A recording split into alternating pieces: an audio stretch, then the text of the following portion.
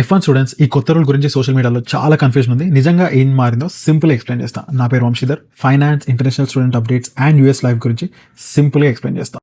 July 17, 2026 రోజు DHS కొత్త F1 final రూల్ని అఫీషియల్గా పబ్లిష్ చేసింది.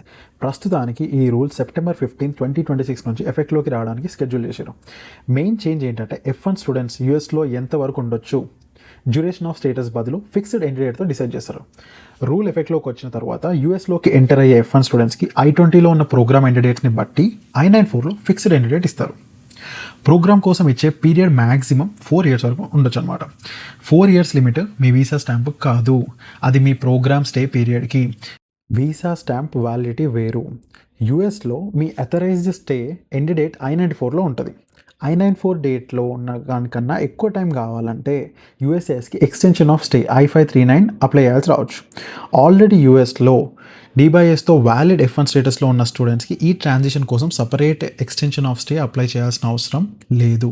చిన్న ఎగ్జాంపుల్, మీరు ఆల్రెడీ మాస్టర్స్ చేస్తారు అండ్ మీకు post completion OPT like OPTO, STEM OPTO కావాలి ఫ్యూచర్లో. ఇఫ్ మీరు March 18, 2027 లోపు అప్లై చేస్తే ఉన్న ఎగ్జామ్ట్ రూల్స్ ప్రకారము మీరు I-539 ఫైల్ చేయాల్సిన అవసరం లేదు. బట్ దాని తర్వాత అయితే you should also file I-539. Rule ఎఫెక్ట్లోకి వచ్చిన తర్వాత యూఎస్ బయటికి ట్రావెల్ చేసి యూఎస్కి రీఎంటర్ అయితే న్యూ I-94లో ఫిక్స్డ్ డేట్ అని వస్తుంది. STEM OPTని 1 year ఏం రెడ్యూస్ చేయట్లేదు. అండ్ ఎలిజిబుల్ స్టూడెంట్స్కి STEM OPT ఇంకా 24 months ఉంటుంది అనమాట.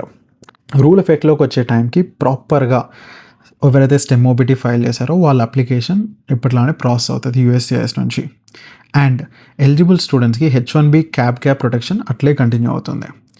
నేను DHS ఫెడరల్ రిజిస్టర్లో పబ్లిష్ చేసిన ఫైనల్ రూల్ డాక్యుమెంట్ అరౌండ్ 553 పేజెస్ని సమ్మరైజ్ చేసి ఇంపార్టెంట్ పాయింట్స్ని ఒక పోస్ట్ పెడతాం.